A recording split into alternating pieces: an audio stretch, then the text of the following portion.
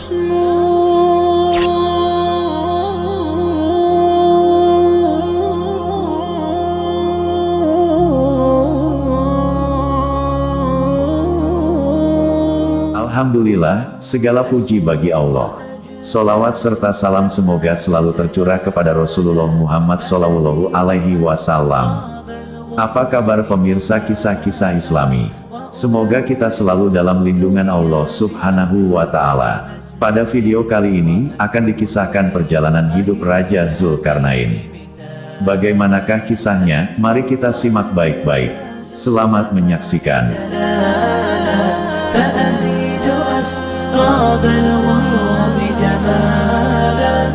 Kebanyakan manusia apabila berkuasa atas orang lain, ia akan memperlakukan mereka secara zalim dan tidak adil.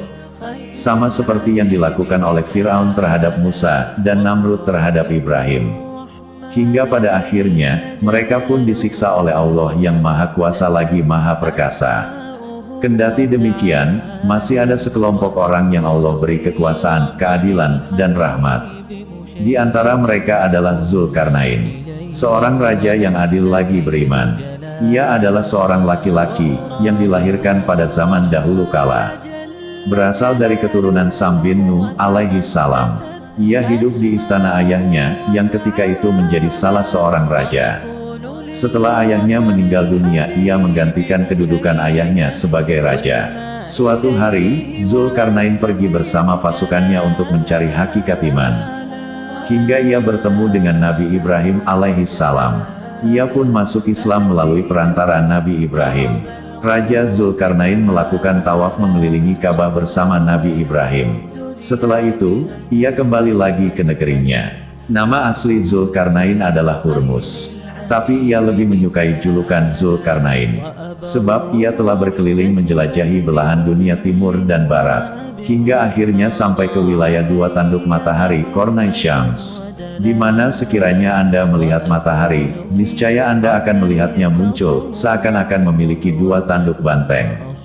Ada yang meriwayatkan, bahwa Hurmuz dulu memakai topi besi yang memiliki dua tanduk. Sehingga ia dijuluki Zulkarnain. Allah memberi Zulkarnain para menteri, yang terdiri dari kalangan ahli iman dan kebenaran. Khidir alaihi salam menjadi menteri dan penasihat pribadinya. Zulkarnain berkeliling menjelajahi dunia bersama Khidir. Dan Khidir mengajarinya sebagian dari ilmu Allah, yang tidak diketahui oleh siapapun selain Khidir. Zulkarnain menyiapkan pasukan untuk menyeru manusia kepada Allah Ta'ala, yang langsung dipimpinnya sendiri. Ia menempatkan Khidir di barisan pasukannya yang paling depan. Bersama mereka turun juga salah satu malaikat bernama Zanafil, yang memberitahukan kepada Zulkarnain, tentang sebuah tempat yang sangat menakjubkan bernama Ainul Hayah, mata air kehidupan. Barang siapa yang minum dari mata air tersebut, maka ia akan hidup dalam kurun waktu yang cukup lama. Zanafil menyebutkan letak mata air kehidupan itu kepada Zulkarnain. Ia pun berniat untuk pergi ke tempat itu. Ia berangkat bersama pasukannya menuju ke arah mata air kehidupan. Hingga ia tiba di sebuah lembah yang gelap dan penuh dengan mara bahaya. Di sisi lain, Khidir berhasil sampai ke lokasi Ainul Hayah, mata air kehidupan. Ia pun meminum air dari mata air itu. Lain halnya dengan Zulkarnain, yang tidak menemukan dan tidak melihat mata air tersebut. Sesampainya di istana, Zulkarnain bertemu dengan sejumlah malaikat, yang kemudian memberinya sebuah batu yang sangat berharga. Ukuran batu itu sangat kecil. Zulkarnain lalu memperlihatkan batu itu kepada para prajurit dan ulamanya, untuk menanyakan kepada mereka tentang rahasia yang terkandung di dalamnya. Mereka kemudian meletakkan batu itu di telapak tangan Zulkarnain. Dan 1000 batu kecil biasa di telapak tangannya yang lain. Ternyata, batu berharga yang digenggam di telapak tangan itu terasa lebih berat. Khidir pun berkata kepada Zulkarnain, ini adalah perumpamaan bagi anak cucu Adam yang tidak pernah merasa kenyang hingga ia dikubur di tanah. Zulkarnain paham maksud para malaikat memberikan pelajaran itu kepadanya. Sungguh, itu adalah gambaran tentang kehidupan dunia yang pendek dan anak cucu Adam. Seberapapun Allah memberinya kekayaan, tetap saja ia akan tamat terhadap harta dan kekayaan. sampai ia dimasukkan ke dalam kuburnya, hingga perutnya penuh dengan tanah. Ya, hanya tanah, tidak yang lainnya. Demikianlah, Allah memberikan segala sesuatu kepada Zulkarnain. Dari ilmu agama, kekuasaan di dunia, kekuatan, persenjataan, serta para tokoh dan menteri dari kalangan ulama, yang senantiasa membimbingnya ke jalan yang baik dan benar.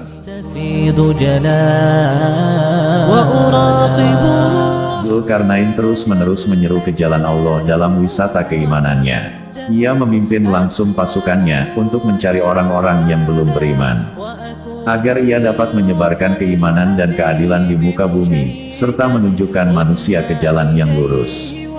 Zulkarnain telah mempelajari seluruh bahasa penduduk bumi, sehingga ia bisa berkomunikasi dengan semua orang, dengan bahasa mereka masing-masing. Ia juga mengetahui semua metode dakwah. Semua itu ia ketahui melalui hidayah Allah yang diberikan kepadanya.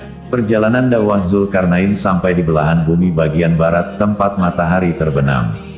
Ia melihat matahari, seolah-olah terbenam di mata air berlumpur.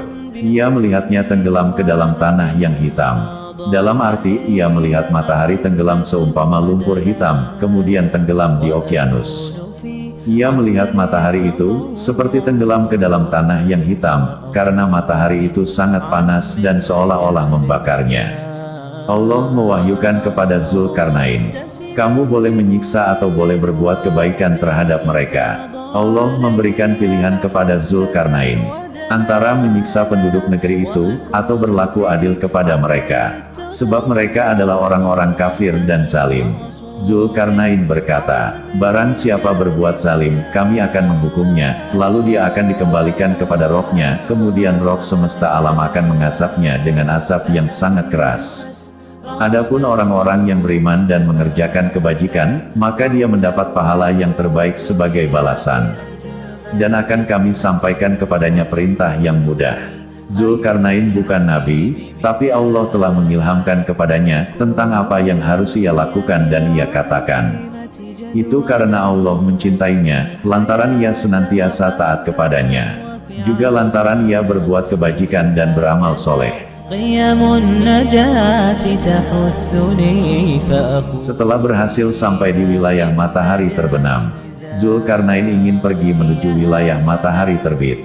Maka berangkatlah ia bersama pasukannya yang besar lagi sangat kuat, untuk melihat hal-hal baru yang menakjubkan di bumi Allah. Zulkarnain beserta bala tentaranya berangkat ke arah matahari terbit, untuk menyaksikan keajaiban-keajaiban ciptaan Allah. Mereka berhasil menaklukkan negeri demi negeri yang dilaluinya. Di tengah perjalanan, Zulkarnain dan pasukannya menyiksa orang-orang kafir lagi zalim. Bahkan membunuh mereka yang tidak mau beriman kepada Allah Ta'ala. Zulkarnain melihat orang-orang mukmin yang menyembah Allah, menyambut kedatangannya. Ia tinggal bersama mereka, selama beberapa waktu, untuk mengajarkan syariat Nabi Ibrahim alaihissalam kepada mereka. Sungguh indah ciptaan Allah yang ditemui Zulkarnain selama perjalanan.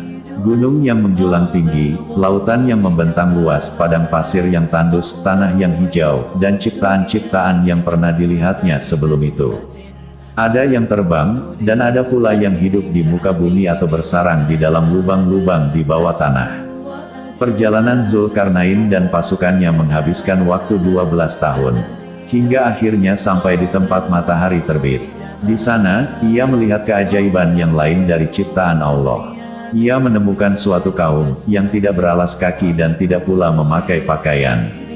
Tidak ada penutup atau penghalang antara mereka dengan matahari. Tidak ada rumah yang mereka tempati untuk dijadikan pelindung dari sengatan matahari. Zulkarnain menemukan tulang belulang.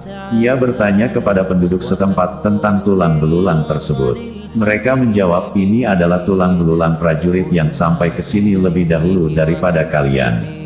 Mereka terbakar oleh sengatan matahari hingga mati. Zulkarnain memerhatikan penduduk kawasan ini. Ia mendapati mereka menggali tanah untuk mereka bangun rumah-rumah di bawah tanah itu. Mereka berlindung di dalam rumah tersebut dari sengatan matahari. Jika matahari telah terbenam, maka mereka pun keluar dari rumahnya, layaknya hewan ternak yang akan digembalakan di lahan pertanian. Zulkarnain kemudian mengajari mereka cara membangun rumah yang dapat melindungi mereka dari sengatan sinar matahari. Ia juga mengajak mereka untuk menyembah Allah, Zat yang Maha Esa. Mereka banyak yang beriman kepada Allah, yang tidak ada sekutu baginya. Perjalanan Zulkarnain berlanjut. Ia berangkat memimpin pasukannya untuk mencari tempat-tempat yang baru dan makhluk-makhluk yang lain untuk diajak menyembah kepada Allah. Zulkarnain juga pernah bertemu dengan Yajuj dan Majuj. Mereka adalah makhluk Allah yang aneh dan asing. Mereka mempunyai bentuk, ukuran, dan fisik yang membuat manusia terkejut dan heran bila melihat mereka. Mereka berasal dari keturunan Yafits bin Nuh alaihi salam. Allah memanjangkan usia mereka dan memperbanyak keturunannya. Ukuran mereka, sebagian ada yang tingginya sejengkal. Ada yang setinggi pohon, juga ada pula yang tinggi dan lebarnya sama. Yang lainnya, ada yang tidur beralaskan salah satu daun telinganya yang dibentangkannya, dan menutupkan daun telinga yang lain sebagai selimutnya. Mereka memiliki taring seperti binatang buas, cakar seperti kucing, dan rambut yang panjang, yang dapat melindungi dan menjaga badan mereka, dari teriknya sinar matahari musim panas dan dinginnya cuaca musim dingin. Mereka tidak akan mati sebelum mempunyai 1000 orang anak. Mereka adalah orang-orang kafir yang tidak beriman kepada Allah. Suka merampok, malas bekerja, serta suka mengganggu dan merugikan manusia yang ada di dekatnya. Mereka memakan tanaman, biji-bijian, dan binatang ternak milik manusia. Jika mereka minum air, maka tidak ada yang tersisa sedikit pun. Mereka tinggal bersebelahan dengan sekelompok manusia biasa, di sebuah tempat yang bernama Bainas Sadain. Jika malam tiba, mereka keluar menuju kebun-kebun yang hijau.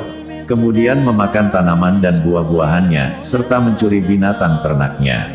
Setiap kali orang-orang itu menyimpan biji-bijian atau hasil panen mereka, Yajuj dan Majuj selalu mencurinya. Hingga penduduk di daerah itu kelaparan dan ketakutan. Zulkarnain datang ke Bainas Sadain. Di sana, ia bertemu manusia yang sedang merasakan pahitnya kehidupan karena Yajuj dan Majuj. Akan tetapi, Zulkarnain menghadapi satu permasalahan, yaitu komunikasi. Ia tidak dapat memahami bahasa penduduk setempat dan mereka pun tidak memahami bahasanya. Sampai akhirnya Allah menunjukkan suatu cara kepadanya untuk memahami apa yang mereka kehendaki. Penduduk setempat mengajukan sebuah penawaran kepada Zulkarnain. Mereka berkata, sesungguhnya, Yajuj dan Majuj adalah sekelompok manusia yang membuat kerusakan di muka bumi. Maukah engkau, kami bayar untuk membuat dinding penghalang antara kami dan mereka? Zulkarnain menjawab, apa yang telah dianugerahkan Allah kepadaku, lebih baik daripada imbalanmu. Maka bantulah aku dengan kekuatan, agar aku dapat membuatkan dinding penghalang antara kamu dan mereka. Zulkarnain meminta pertolongan kepada Allah terlebih dahulu, kemudian baru ia meminta pertolongan kepada manusia. Tujuannya, ia ingin mengajarkan kepada mereka, bahwa yang pertama adalah kekuatan iman, kemudian baru kekuatan manusia.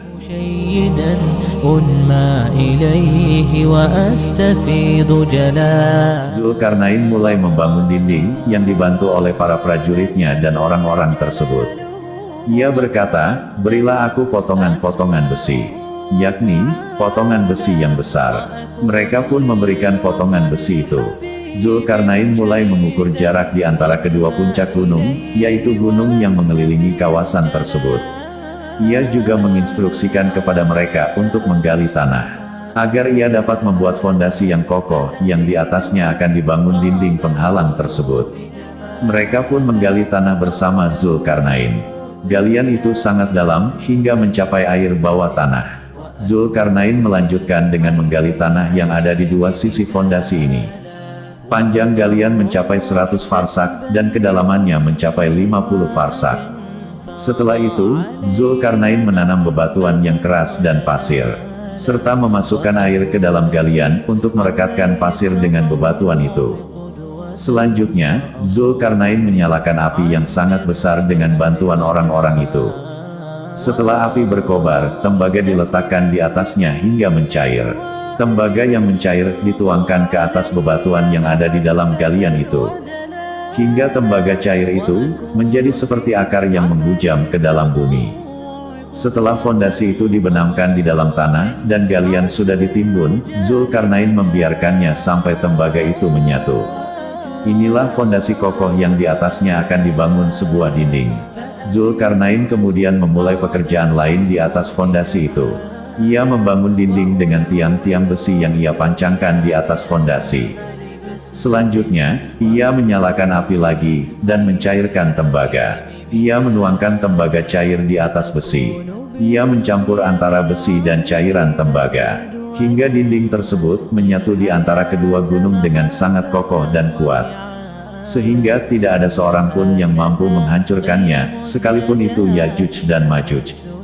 Zulkarnain berkata, dinding ini adalah rahmat dari Rohku.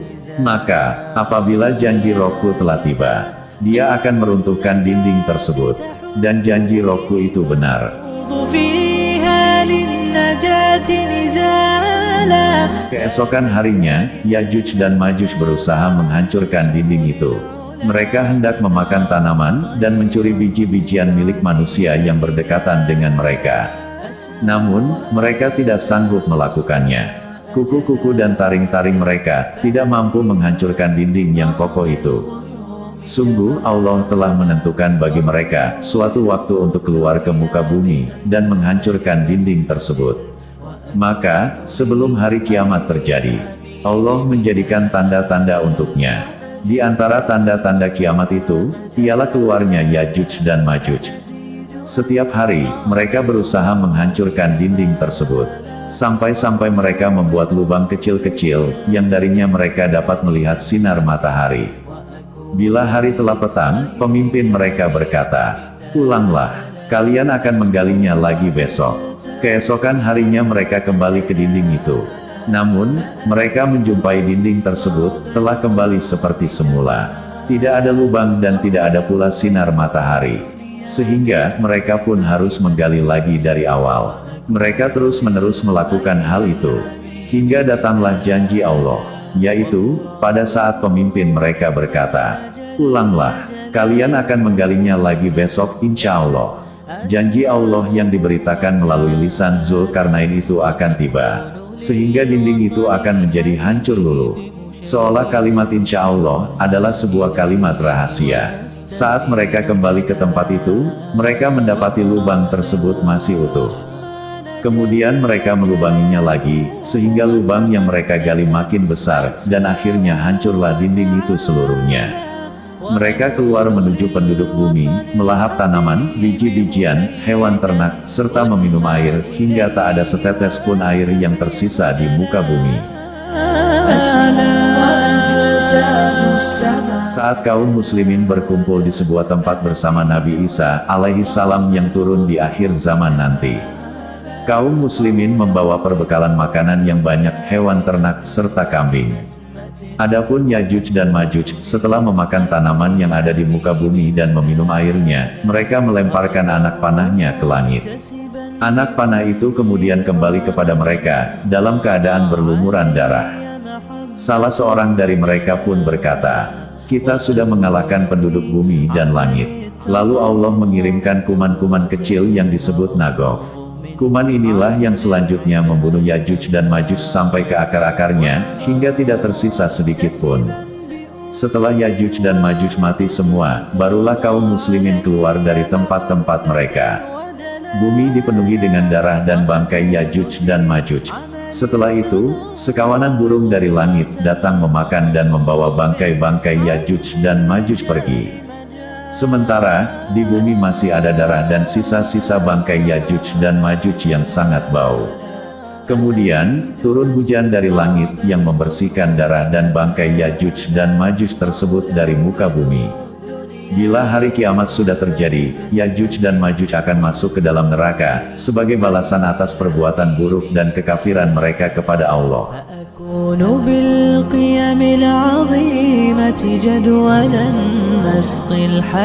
Setelah perjalanan keimanannya berhasil, Zulkarnain pun kembali ke negerinya. Sampai malaikat maut datang untuk mencabut nyawanya yang suci. Karena semua manusia pasti mengalami kematian. Hidupnya berumur 1000 tahun. هي هكذا قيم النجاة تحثني. Demikianlah kisah perjalanan dari Raja Zulkarnain. Ada beberapa pelajaran yang bisa diambil. Di antaranya, pertama, orang mukmin harus berbuat adil dan tidak zalim jika berada pada posisi hakim atau penguasa di tengah-tengah umat manusia. Kedua, pentingnya ilmu dan amal bagi manusia. Ketiga, hendaklah bersandar pada Allah menjadi prioritas utama bagi seseorang agar tidak terperdaya dan lupa pada rohnya. Keempat, menggunakan ilmu pengetahuan modern untuk kebaikan. Sebagaimana yang dilakukan oleh Zulkarnain dalam membangun dinding benteng. Kelima, harta saja tidak cukup untuk memelihara keberadaan manusia. Harus ada kekuatan untuk menjaga harta dan ilmu. Keenam, mati bagi anak Adam adalah sebuah kepastian, betapapun panjang umurnya. Itulah beberapa pelajaran yang mungkin bisa kita ambil. Semoga kita bisa menerapkan pelajaran-pelajaran tersebut dalam kehidupan kita sehari-hari. Akhirnya, terima kasih sudah menyaksikan video ini. Semoga bermanfaat dan sampai jumpa di video-video selanjutnya. راب الغيوم جمالا وألون الدنيا بأجمل بسمة وأكون للخير العميم مثالا.